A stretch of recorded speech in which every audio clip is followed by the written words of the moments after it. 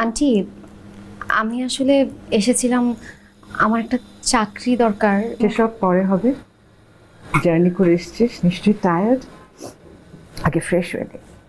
তুই কি কোটচাঁদপুর থেকে স্ট্রেট এখানে এসছিস? জি। আমি নাস্তা করে নিয়ে একসাথে নাস্তা করবো আর গল্প করব, হ্যাঁ? আর আমাকে আন্টি ফান্টি ডাকিস না তো, আমাকে ছোটবেলা যেটা বলে ডাকতি সেটা বলে ডাক। রেহানা মা। আমি খুব খুশি হয়েছি।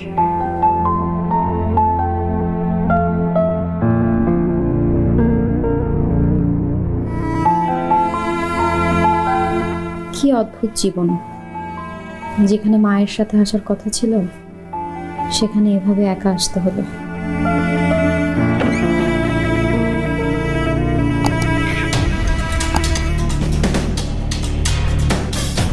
কিসের শব্দ? লা ইলাহা ইল্লা আনতা সুবহানাকা ইন্নী কুনতু মিনাজ জালিমিন। বাড়িতে চোর আসলো নাকি?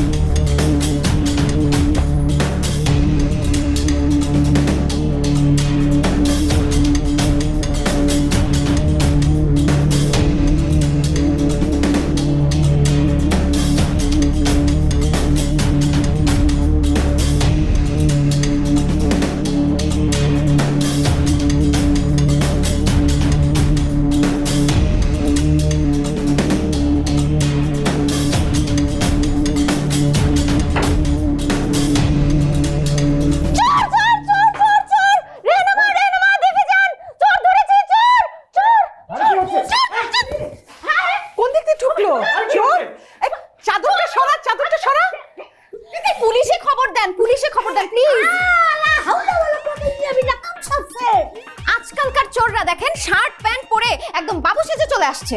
তুই কি করেছিস? তো চোর না, সামির আমার ছেলে।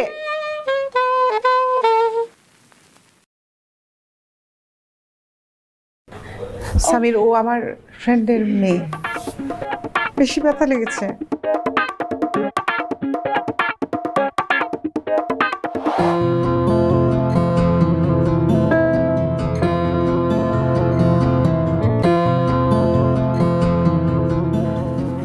কিরে আশা,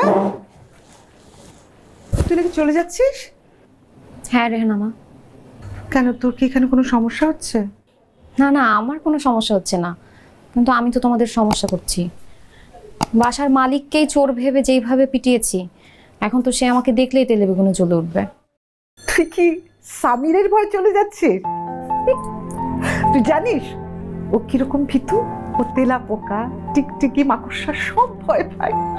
এত বড় একটা ছেলে তেলাপোকা টিকটিকি ভয় পায়? তারপর ও আমাকে এখন থেকে আর সহ্য করতে পারবে না। আমার একটা মেয়ের শখ সারা জীবনের, আর তোর মার ছিল ছেলের শখ।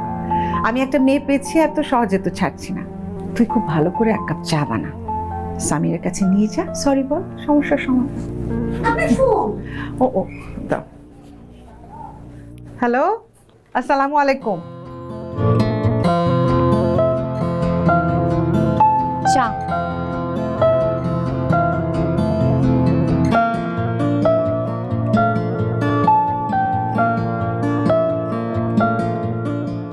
চা কেমন হয়েছে? এখনো জানি না, খেলেই জানতে পারবেন, একটু খেয়ে দেখেন। চা বেশি গরম। সরি, কালকে রাতের জন্য সরি। It's okay. আমি না আসলে সত্যি সত্যি চোর ভেবেছিলাম, চোর ভেবে ওভাবে মেরেছি। আসলে চোরকেও ওরকম ভাবে মারা উচিত না, ওরাও তো ব্যথা পায়। থাক না। তাহলে আপনি আমাকে ক্ষমা করেছেন? হ্যাঁ। উফ, বাঁচালেন। জানেন, আমি তো চলেই যাচ্ছিলাম ভয়ে। পরে রেহনামা বলল আপনাকে চা খাইয়ে সরি বললে আপনি সবকিছু ঠিকঠাক করে ফেলবেন। কিন্তু একটা জিনিস খেয়াল করেছেন, আপনি মানুষটা কিন্তু অসৎ। মানেটা খুব সহজ, এই চাটা হচ্ছে ঘুষ, আর ঘুষ খেয়ে আপনি আমাকে মাফ করে দিলেন।